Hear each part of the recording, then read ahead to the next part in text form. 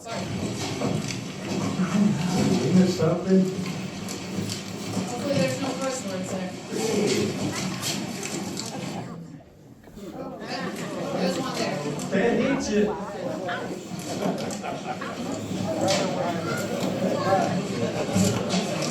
Because it's gonna hit you in the head and probably hurt you with these.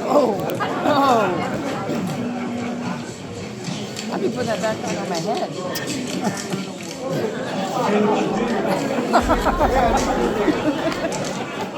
Oh, yeah. Deer was Every like, time I nope. see it, I don't know, maybe he just went out and picked one and just started walking with the halo, maybe, I don't know. Whatever you do not park up underneath the gas station on it. Don't fall down there. I know. And so this is it, of course, yeah, we joke and we laugh, and hopefully you don't, I'm pretty sure none of you guys will do this, but if you're the one saying, just come in here, you need to take cover, like, just be that friendly neighbor and say, just, you need to take action, they'll be out there. Because again, yeah, we never know, even if the warning is out and saying, I don't know, at this point, probably, if you looked, there are at least a few, bigger hailstones at the beginning there. So yes, so kind of keep preaching it, so we make sure that people are aware. I know that I don't have to tell you guys, but at least, keep preaching that. And of course, yeah, we always get this, and I know our media partners always get pictures like that, when we always tell people don't stop over there, not necessarily, because you want to be safe from the hill, but again, there could be a lot of accidents, the person behind you, if it's raining, the person behind you won't see you, and it can hit you on the side. Again, the emergency management, they have to get to the first responders, they have to get to the, if there's, an emergency going on, they won't be able to go around, just because of this. So, again, yeah, this could hurt more than help you from the hill. So think about that, what's worse, at this point. So we always, and this is fairly new, yeah, last year, we had an older pictures, but yeah, we keep finding newer, just because again, this is the part where we don't want people to take, especially here, and then this other folks over here are exposed as well, in there. All right, so what you see versus what we see. Again, we are in the office, we have the warning operator there, and then, yeah, we have the different signals from the radar, including this kind of like that spike over here, we call it kind of like a spike, a hail spike, and it's just a signal from the radar that is a very intense, either a big hailstone, a lot of small hail together. It's just like one of those signals that we can infer either the size of the hail, of a lot of hail together in there. So it's really cool to see it, but again, this is a sensor. It's trying to estimating things. The real thing out there, this is what everything, all the pieces of the puzzles come together.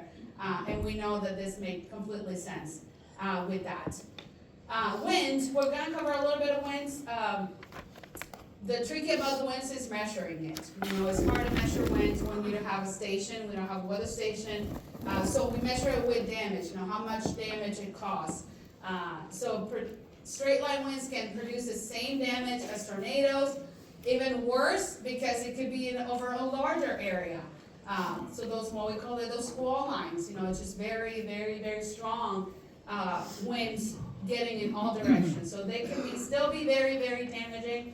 Kind of looking at the spectrum, we're looking at your typical storms winds, we're looking at 30 to 50 there. You get your trampoline, you get your playground, toss around, but we're looking more 50 to 60 there. We're looking at larger trees, tree branches, completely trees in there, parts of the roofs as well.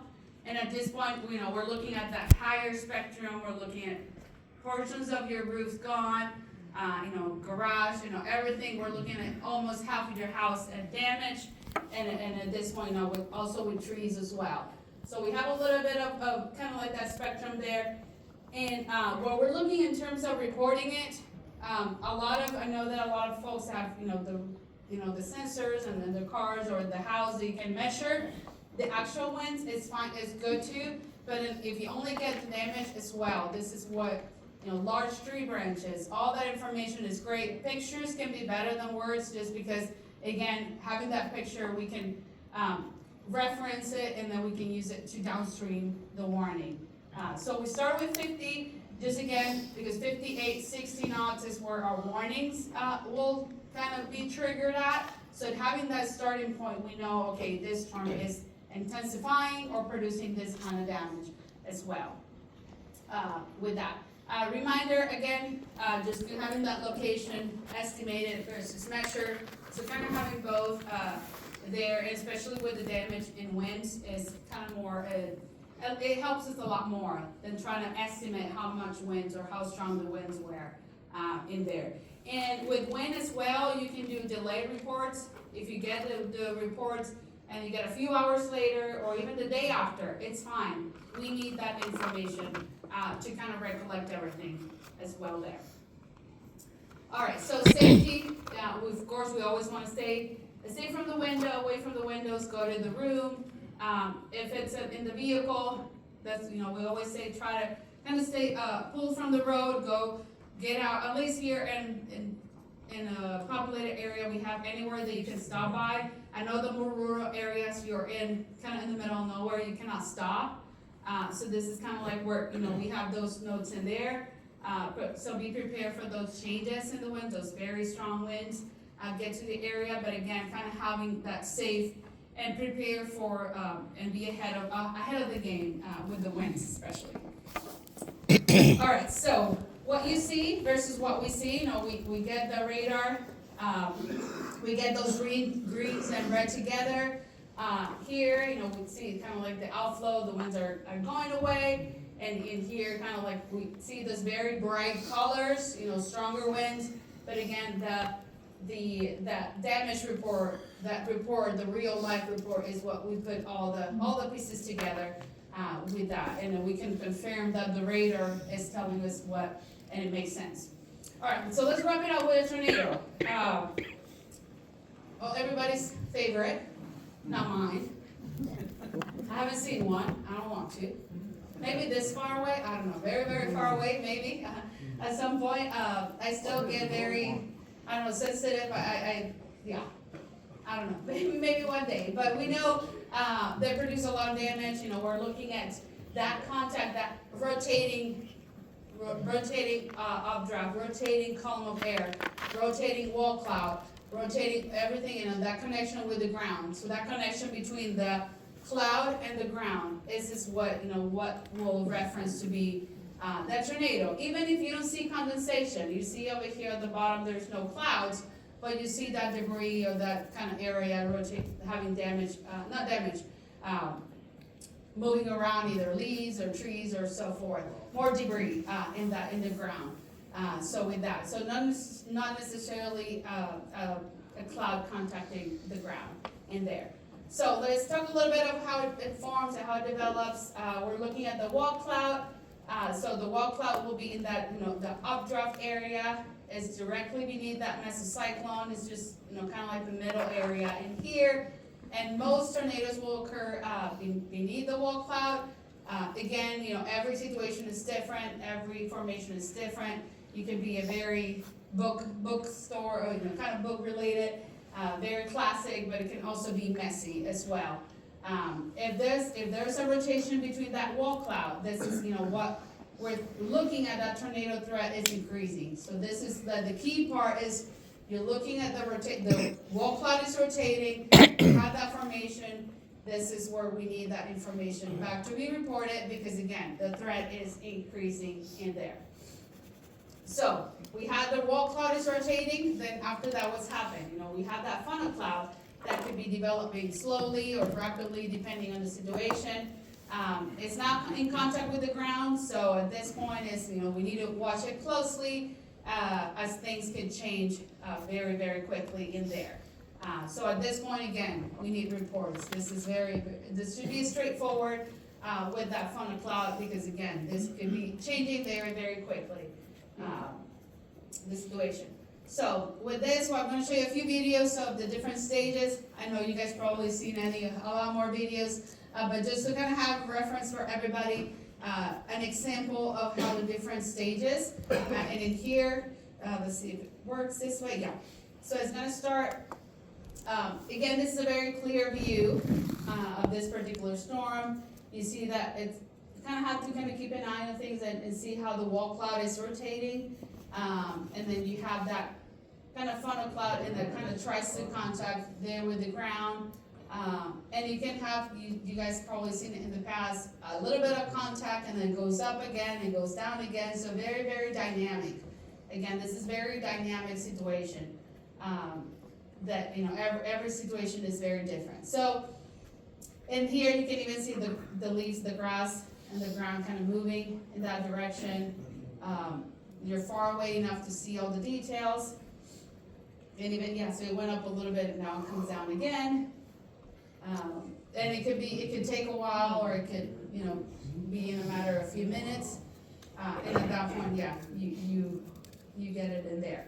So this is again one example. Yes. How far, excuse me, how far away is the camera?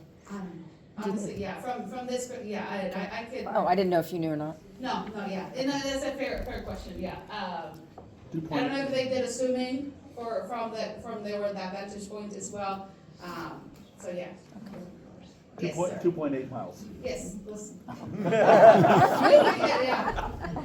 right seat. Yes, sir. We're observing, say, the first part of the video where it's touching down and going back up multiple times. Can you report that as a funnel cloud or a tornado? You can do as much details as possible. You can say I started first at funnel, I did a brief touch, and then goes out, up and down. So there's more details, the better. At that point, if you start seeing that funnel, even the funnel cloud development, yes, you even go even before that. And even that rotating wall clouds. We want to stay ahead of the game in that sense. So even if you go back, you did one report, and then you call us again, or you send a report again, it's multiple times as well, way better. Because that will give us continuity as well. But yes, sir.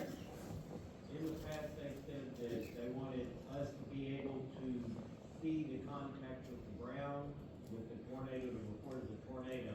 If we can't differentiate because of our distance from it, obstacles or objects in the way, do y'all still want it reported as a tornado, or just if we see a funnel cloud that is low to the ground? Yes, I would say, give your best guess. Yeah, if your best guess is this funnel cloud, I'm not sure if it's touching or not, then yeah, let's do that. Because again, yeah, you can, and even if you do that report and eventually you see it touching or depending on, or you see debris and everything, you need to update your report, yes. So, but your best guess and more honest and then as best as you can, then I would stick to that. Yeah, instead of just waiting until you can really see it. Because at that point, if we don't have a tornado warning, and this is honest, again, this is somebody sitting, it's a human being behind the wheel, using the radars as best as their knowledge possible to try to send, for example, the warning out. And that will give confidence if they're in the fence, or at that point, you know, if they didn't have anything out, we'll definitely put something out, because the threat is there. You can go either way, but at that point, yeah, it definitely builds that confidence in sending something if we don't have one already. Or even pointing more the specific location of if you knew that location, we can, in the warning, we can say specifically where that rotation or where is it moving. And I know, yeah, from our media partners that will use that and say it on the air, because they can say those specific details in there. So the more details, the better, yes. All right. We'll go with more of a mature stage, and this has sound, so hopefully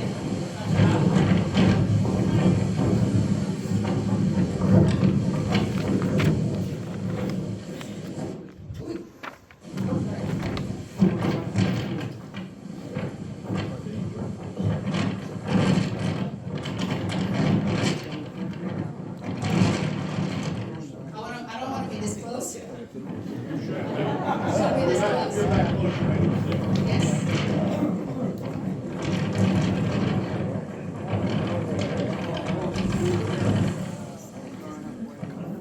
I think at that point it's kind of beautiful. Yeah, so at this point, kind of highlighting that mature stage, we're looking at, the debris, and of course, in the video here, you can use your reference, the radar. If you have a radar that's kind of like your best friend, just to kind of know where everything is heading, where the storm is heading. We always you want to stay ahead of the game of knowing what's your vantage point between you and the storms. If there's any storms around you, if there's anything around you that could, of course, be in the way and either get injured, of course, you want to make sure that it's safe. But at this point, you're looking at that debris, and this is kind of like just a scenario to show everybody that mature stage that could last, a few minutes or even longer, depending on how the structure of the tornado. And again, it could dissipate and go back again as farther along. So kind of like just give you a sense of how things could look like. Again, not all of the tornadoes will look like this, but that's just a sense of how on that mature stage in there. I think, so this is another video. I don't think there's audio on this one. But again, this is a kind of clear, and it's a nice clear view just because of that. There's no condensation completely all the way to the ground, but you see that rotation, you see that circulation reaching all the way to the ground. And you see that debris response in that air, and those winds on the ground. So this is another example with those situations, and the more, if don't think that we haven't or we know that it's happening, that's another thing that we've been was saying lately. Don't think that the Weather Service or your hams or your amateur radio or your group knows about it, because you don't know. There's been cases in the past that we didn't receive a report because people thought we knew about it. And there's just no way to tell. If we do know, it's fine. We'll still receive it, and we'll still, we'll still have it on the reports. We'll still have it on our reports and our list. But don't assume that we know. Yes. During an active weather event, does the National Weather Service receive and evaluate the MP reports actively? We do. Or is that more historical? We do, but sometimes it could be delayed. And it could be even a few minutes or more. For the location, yes, we'll probably use it for the location to reference to. But I know, with the emptying, sometimes, can't give a lot of details. But the locations, we probably get it not as fast as, if you report it through your hams or you report it through social media. But the locations, yes, we'll take a look at that, because we get those directly in our system. Yes. From a risk management standpoint, looking at radar, if you were to look at this on radar, would it show the hook echo on this one since it doesn't have a condensation funnel? Okay, remember, does the radar looks the surface? Well, that's what I'm asking. Yeah. Because if you're So- looking at slice water free, can you Yes, see? you can still, you will still see this level here, but you will, and you can still see a hook echo, because it's still, the radar will never, ever, unless you're really right there, be able to sample that. So most likely, if it's a signature with that hook echo, yes, but we'll see it this part over here. Yes. If the radar were able to see the funnel there, there'd be so much ground clutter around it, they wouldn't be able to discern that as a funnel versus a ground clutter. So the radar really can't see anything down that No. low. It's not designed to do it. There. Secondly, that's out west somewhere. There's clear spaces, no trees. If you're behind the pine curtain back east, you're not gonna see that thing in contact with the ground. You're just gonna see it's above the trees and in the trees, but you're not gonna know it's in contact with the ground. You still report it as a tornado. Yes, or as much detail as it. All I see is a funnel, all I see is this, all I see is this. Yes, the more descriptive it is, the better, yes. They're gonna know where you are as close you can to major highways, in what direction you're looking, because, and hopefully you're not gonna be as close as the last camera guy was. That's dangerous. Yes, That's a bad idea, that guy Yes. made a mistake. And they're gonna wanna know what direction you're looking and what direction the weather phenomena is heading. yeah, And that will confirm what they're seeing on their radar and give that information. yes, especially the location, and then this, like you say, is clear, Southwest. is a situation. And if there's situations that there are even multiple storms rotating or multiple storms doing this thing, and having that specific location or vantage point definitely helps, a lot, so yes, all to yeses. All right, so where, the tornado did its things, now it's dissipating, and it could look like a wiggly like this, or not necessarily, but yeah, this is just an example. Just kind of that dissipation, and again, doesn't mean that the threat is completely gone. It could still be dissipating, at this point, but also, kind of, come down again, or trying to, intensify it again, even farther along. So it doesn't mean it's completely gone, the threat, at least for this, the location, but things could be different farther along, so yeah, so it's kind of like this, and it's kind of cute to see the little thing in there. I know, far away, right? From here it's fine, right? But not for the force that just went through it. All right, so with that, so we'll cover some of our imposters. We always get reports of, different situations that not necessarily are in this exact location where they should be. In this case, we're looking at that Scott. It's not in the wall cloud. There's no rotation. It's just like, that, remember, the cloud and the thermodynamics and everything is very dynamic. You can have this kind of fingers coming out from the cloud, but there's no rotation associated with it. So it's that rag appearance, no degree, and no rotation with that. So again, the reports, you can report it as Scott, FYI, within the group, but again, not reporting it as a tornado. It's not a tornado, so we kind of know the difference between one and the other. The other one that we, sometimes they get confused, is the shelf cloud, just because that, that area that kind of looked like a really, really big wall cloud, but it doesn't have rotation. It's just, it's that outflow or downdraft region. In this case, just ahead of it in there, and everything just moves with the storms. So there's still gonna be some strong winds associated with it, but not in the case with the tornado threat in this area with that. All right, so a few safety things here. Of course, we always want to preach safety. And here, I took these two pictures when I drove to Killeen last year for the tornado that they have over there. It still amazes me, how the difference, depending on where you are, that one house could be fine and the other one completely gone. It still amazes me, and it still, I always look around and see what is that interior room? Can I see it from outside? And you see how many cases, you see that closet in the middle, that half bathroom in the middle, that laundry in the middle, that really covers you, gives you the best protection. So in here, you definitely don't want to be in your room upstairs.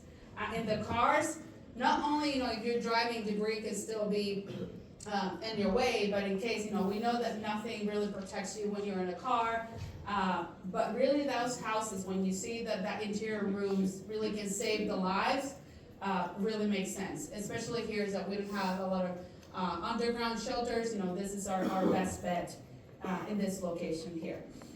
All right, so kind of wrapping up things here, we have our radar. And I'll show you here the radar of the May 25th tornado that we had last year. But this is just an example of what you see versus what we see out there. All right, so here wrapping up with a stage 3, we're looking at dissipation.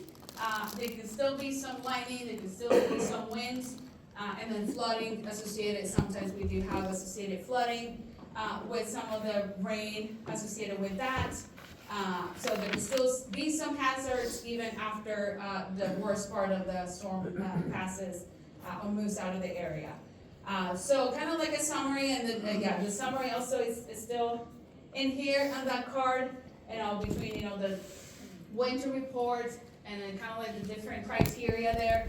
So if you keep your card handy, you put it in your wallet, put it somewhere that you can always use it. But this is just kind of like a reminder for everyone, and especially the location. That's kind of like our main point. the location and estimated versus measure is really very important. Even if it's a delayed report, we always need that delayed report as well. So don't think that we know, just because it moved around or moved away or stuff like that. The more the better. Let us be us the filter of information. That's what I'm trying to say. All right, so with that, I wanna cover a little bit of what happened last year. I wasn't working that day, that particular day. I did work the previous day, when we knew things could get bad, in a sense, you know, the severe weather potential.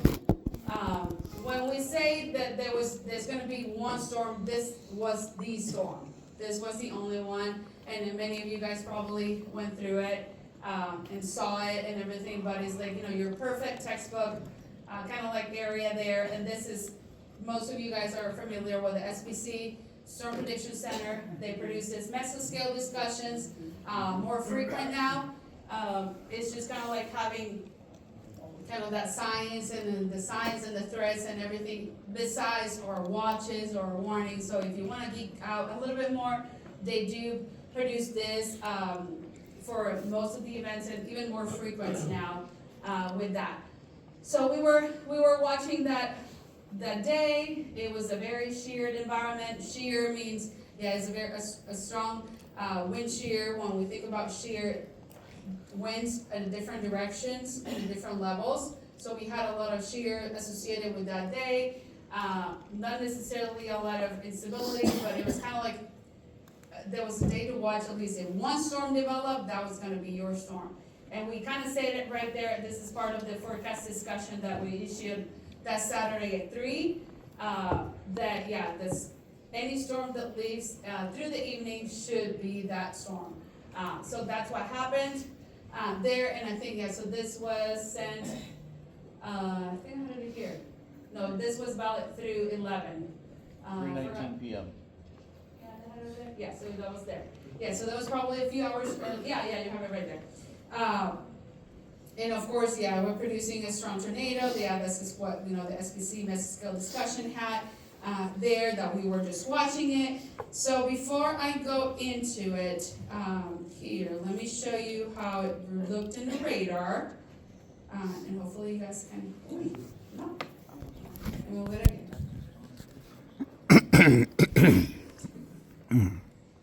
All right, so let's go back here. I think this is, yeah, so this is the first, so we were, at this point, yeah, so the yellow outline, that was a thunderstorm, severe thunderstorm warning that we had on it. At this point, yeah, we're looking, the storm, that red boxes, we had already a tornado warning on it, moving through Montague County, that evening, and we're looking in here, and I kind of fast forward a little bit so I can show you guys how it moved, through the skirts of Cook County into the Denton County area. So the image on the left, come on, get out. Oh, thank you. There it is. The image on the left is our reflectivity.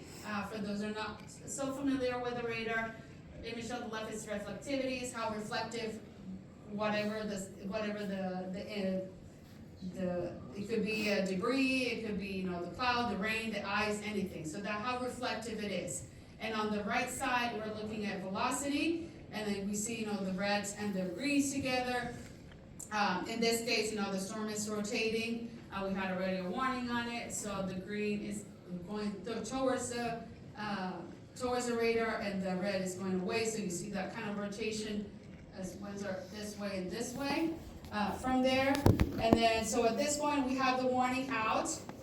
So if we go a little bit here farther along, see if it works this way. So how we had it there, it's kind of like you can see it right there. Again, that kind of getting close to each other there. Those, if I put my cursor on both sides, the key thing, and we can go and geek out. And there's actually a radar course that making sure that I don't forget to mention a radar course that some of our experts in our radar in our office prepare for. It is on a YouTube channel. I can show you guys later if you're interested in more information about kind of interpretation radar. But just kind of like wanted to give you a little bit look of how things look back then. You see that kind of like that hook echo on that reflexivity and those reds and green together there. So sometimes they're clean and perfect and nice, but other times it's not. It doesn't get as nice and clean. So it's moving right there. It moves now through Cook County, so it's entering the county there as it kind of keeps moving to the east. Now we're looking at kind of a little more messier, but you're seeing it right there, kind of more the colors getting together. Now we have, because let's go back. So this is your warning, right? So now we need to know, should we warn the people, downstream, what we call it. And at this point, we knew it was a tornado ongoing. It was already kind of being slowly reported. And then at that point, we need to send a downstream tornado so that box, new box gets created. But think about if this is kind of it's west to east, and then you're looking, now we need to make sure that we warn some of the people in the south, because this storm may be moving a little more to the southeast. So this is a new box is drawn, and then we're looking at right there, and now it's confirmed. You see the kind of like the different color, and it's gonna cross 35 right there. So go back and forth there, 35 right there, and it's kind of getting close. Oops, I want to get closer here, so you can see, guys. I don't want to get too close. All right, just stay with that. Doesn't want to. So at that point, we're looking, even sometimes there's multiple rotations with the same storm. It could be multiple tornadoes at the same time. At this point, the warning operator, it needs to get that box out. At this point, I don't care if it's 1, 2, or 3. I need to get a box out so people know. Our media partners, they need to know. But these reports are coming in, they, kind of gives another, this is the cherry on top. We know now where it is. We know where it's headed. We know where it's moving. So that's kind of like how all the pieces get together. Kind of across that county line there, and it just keeps moving to the side. And I wanted it to go, let's see if I can zoom in a little bit. Okay, let's do it this way. Oh, there it is. So even at this point, we're looking at two different rotations now.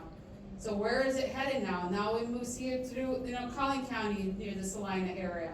And then you have even different signatures that could happen in the radar all at the same time.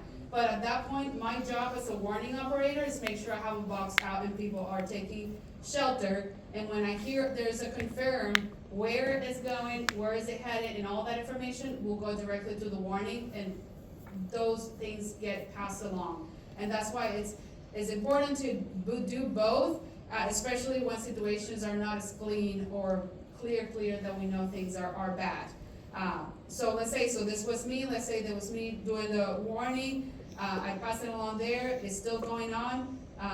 At this point, I'm kind of farther out. You see how it got smaller, so the box got smaller because we know, there's no threat at this point, especially that there's no storm in the back. So remember, we want to make sure that the hazard is completely gone for this area as the storm keeps moving along. So the warning box gets smaller, it keeps moving along, and it keeps, at this point, we're like, okay, it's still ongoing, I need at least one more warning out just to make sure that people are aware. So this one right here was a confirmed tornado was located over Melissa, and then you can see the information there. So this was in that warning box, in that warning text. So that's what's very important to know, that information in those reports that we get. So kind of like give you a little bit of that sense and what really happened. So you guys saw it earlier, but this is a track, a long track. These with that big long track that started in Montague County all the way, kind of scared a little bit of you guys, Denton County, and then moved up a little bit there. And then another one smaller here and near the Lake Louisville, Lake Ray Roberts here, and then another one near the Salina area in Collin County. And this is what I know that you guys probably may be wondering, how do we do this tracks? How do we do this job? And this is very humbling as well, but very, very long and hard work, because sometimes it takes days or weeks to put together. Sometimes it could be, we know for sure that area along 35. So we went there first, and then we got the hardest hit areas. But then we need to know, when does it start? When did it end? Do we have one? Do we have two? How many we have? So this is why reports are very important, because again, we can, all those points are reports of damage that we had, or survey that we went to it, and kind of get that information. Because this can take, like I said, days or even weeks to put together. And even trying to differentiate how many rotations, how many tornadoes we had. So having videos, of course, helps. Having that information of damage really helps, even days after the event happened. So we knew that this tornado was gonna take us a long time to put, or this event, sorry, is gonna take us a few days or weeks just to try to put all together.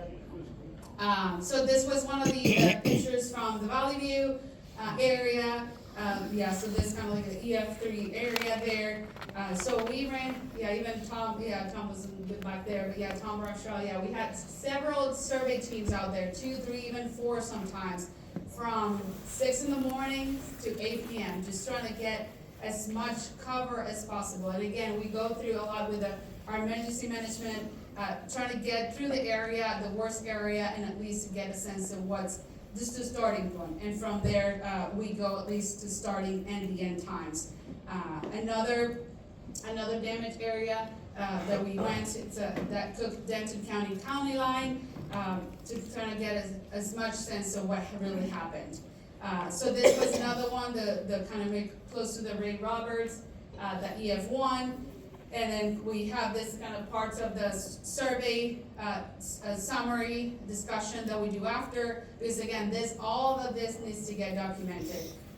So all the observed damage, all that information, we documented it for the purpose. And then again, they might need it for emergency declarations, they need it for all that in there.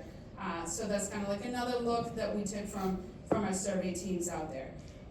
So sometimes it's really interesting, even days after that take us a while to say, the damage path or the worst, just because it takes a little bit to put all that information together.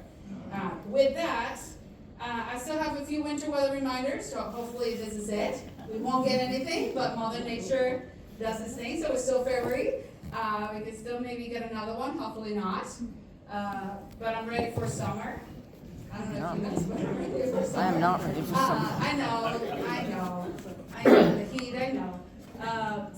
Just a few reminders. We do have these samples that we had. Actually, this was not the event last week. I did this a couple weeks ago and I forgot to change that. So this was the day that we got the snow. And then, people that sent us a report through social media, they did it in the grass. And then we were able to get it back. Hey, can you do it in a concrete area that's most exposed and better, more accurate report? And this is how we got that, constant communication with our people. That's why, it's important, again, if you're measuring any snow, you have not on the grass, that's kind of like the main thing. And do it on a flat surface, either concrete or table and so forth. So, with that, just a few reminders. Going back to here, reporting methods we already covered with that, but I'll have it later if you need it. So with that, we'll just conclude. Here is our kind of certificate. If you need a certificate or you need anything, you can just take a picture. I'll leave it there. Take a picture, provide feedback as well. And the website, you can provide feedback. If you can tell Tom or Jennifer how good or how bad I did it. If you need somebody else next year, or just send another person. But again, no, this really helps providing feedback just to we can be better and get better every year. And if you're interested in seeing any other things or more particular things, you can go ahead and have it in there, leave the feedback. And with that, I'll conclude our part, and then we'll open the floor here for our media, or if we want to do a few more questions, or I'm here at the end if you need any other questions.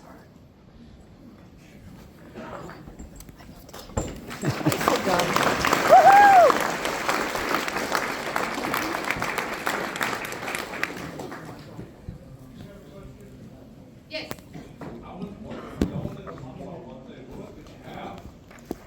On that day? Yes.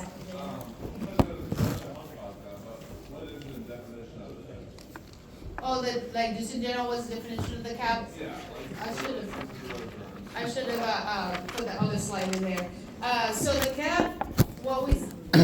So these people tell it, right it's there just a layer. are right over here. In the lower atmosphere, when you think about the temperature increases and it has this increases and then goes down again, so that area of that level, it makes it stable. So you have that stable air mass in there, where the air is trying to go up, it's too stable, so it goes down. It doesn't go through it. So it's that layer in there, it's too stable for the storm or for that updraft to go through it. There's times that you're gonna have a modest cap, but the forcing, your front, your dry line is strong enough to go through that, and then you're gonna break that cap. Another way that you break the cap is by increasing the temperature during the day. So if you have a cooler Monday morning and a very warm afternoon, then you can break that cap because it makes a whole layer unstable. So think about stable versus unstable, how the air as it goes up can break that layer.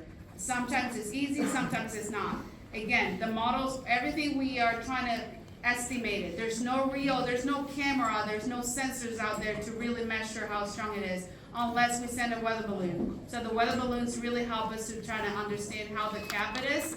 So that's why you will see sometimes we send weather balloons to try to understand how strong or how weak is the cap. Hopefully that makes sense. All right, we're good. All right, pass it along. Oops, sorry. Thank you very much.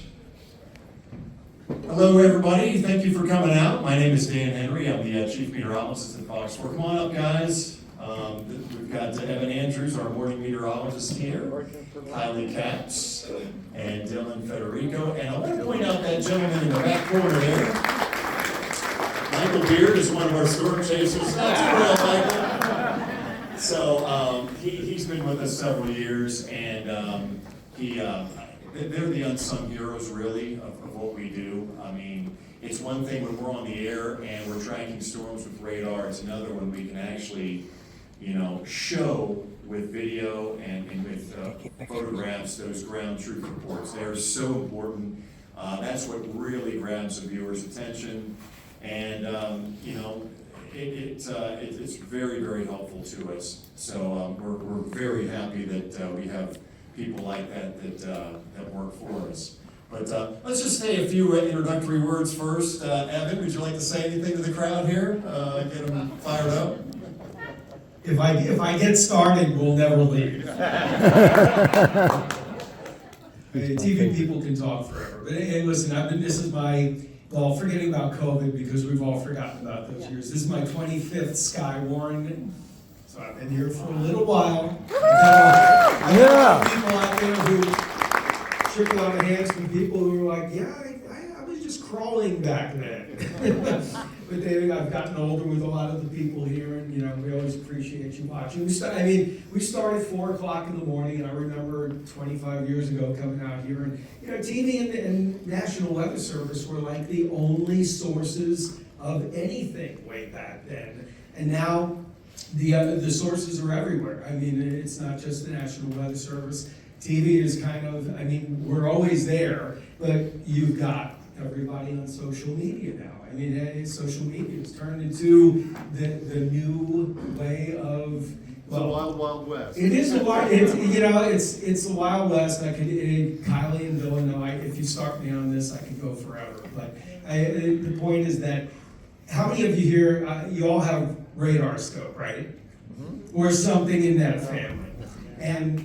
How many of you have a subscription to computer models or can get them on your phone for free? Okay, a good chunk of people. I mean, realistically, there are no barriers to looking at data anymore. It used to be proprietary to the National Weather Service and media people, and now it's out there for everybody. And yes, you can play meteorologist. You get to do that. You can have your own weather page. You can share anything with anybody you want. Michael and I were discussing this back there. I just want to tell you, give you an indication of why you see what you see, because most of you get all your information on your phone. And the reason you see all this crazy data now that's posted in the winter, it's like, oh my goodness, it's 70 degrees right now, but we're gonna have this big purple Arctic outbreak coming in 3 weeks. Or you're about to see, I happen to see one from some guy named Reed, who does a lot of, he's like, I just looked at the CFS, which is one of the worst computer models out there, but in 3 weeks, we're gonna build up some energy in the south. Why do people do that? Why do they post it? Is it because they know more? No, the computer models don't know more. But I just discovered the other day that if you make a post on social media and it gets shared by hundreds and thousands of people, that one post can make you between $500 and $1,000. One post. And can you imagine if you see 3 or 4 of them in a week? Couple of weeks. I mean, it's a good little income. And people out there have discovered that this is a hidden gem on social media. So that's part of the reason you see what you see out there. It's not that weather forecasting has gotten better, that we can predict 2, 3, 4 weeks in advance. It's just that scaring tactics get you to share and comment, and you make a lot of money on it. I mean, we are not allowed to do that, although we would love to. honestly, that's what keeps us grounded. I mean, we're meteorologists for the National Weather Service and us over at Fox. It's like we kind of, you know, as Dan said, it's the Wild West, and then it's our job to just kind of reel it in. You share it with us, go, oh my God, are we going to have an ice storm in 2 weeks? And I'm like, no, but here's why. You know, it's out there. I just want you to understand that when you see all that stuff. I mean, meteorologists still have a place in the world, even though they're trying to, you know, just kind of take a few away from the government here and there and everywhere. But we still have a pretty good place in the world at this point to at least use our scientific backgrounds to help you all out. I don't want to take all my time because Dan knows I could go forever on this stuff. But I want Kylie to say a couple. Or Kylie's been with us for more than 6 years now, correct? 7. I remember her when she was only 4 inches taller than me. Now I'm shrunk an inch. You really got taller, I just. Okay, let's cut him off there. I'm Kylie. It's nice to meet all y'all. I'm actually from the Flyer Mound area, so right down the road, Denton County was home. So happy to be back in North Texas. I truly think that we have the best people, and I love it here. 7 years, which is wild. We did lose a couple in COVID, but I'm gonna give myself 7. All right, Dylan. And hey everybody, my name's Dylan. I've been here for 2 years now, and I just wanted to say it's been a pleasure to serve your community, and thank you all for coming out here today and help learning a little bit about the weather. And Dylan is our hurricane specialist, so I mean, if there's any hurricane that's ever going to Denton County, we are well covered. Thank you, guys. 22 Skywarns for me. So and Allie can't be here today. She had another commitment, but she's been with us now for over 10 years. So there's a lot of experience on the weather team, and we're blessed to have everybody. And we're blessed to have you guys too. You still, no matter how the technology changes and improves, there's nothing like a well-trained set of eyes out in the field looking at the weather, because we can't precisely know whether or not that tornado is touching the ground, how strong it is, things about storm structure. The only way for us to know is getting those reports from you that are fed into the National Weather Service chat session, and that we can instantly pass on to our viewers. So, little brief story here. Way back, over 20 years ago, was my first time I learned the importance of having people like you. It was a Sunday afternoon. We had a supercell going across the Virginia countryside. It had dropped a few weak tornadoes, produced a little wind damage. When that thing approached the Potomac River, though, the river breeze enhanced the low-level winds, the low-level wind shear, and it blew up. Now, this is back in a time when we had no storm chasers, very, very limited internet. There was no National Weather Service chat session. It was on a weekend. We were a skeleton crew So it was basically just me and the radar and my instincts. And so my instinct was this was a bad storm. The problem was Jeopardy was just coming on. And Alex Trebek. And it was a very, very popular show at that time. And you didn't interrupt it if you really didn't have to. Well, I felt like I needed to. So I broke in for a couple minutes. I got off the air. I get a phone call from my news director who is not happy with me. And why did you do that? I've got, it's my gut feeling. I said, Steve, I think this one is if it's not producing a tornado now, it's going to.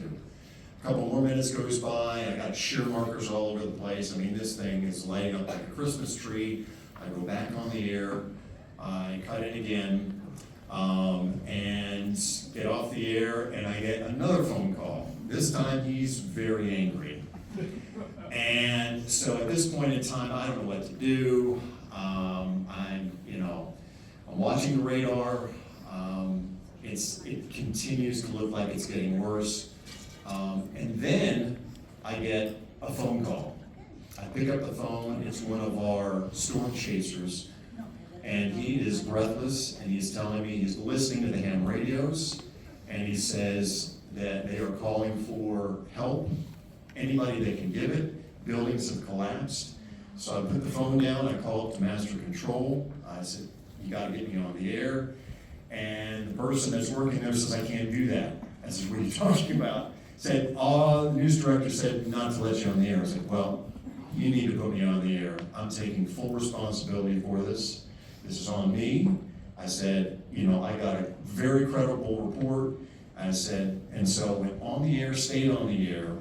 And that storm was a near EF5 tornado.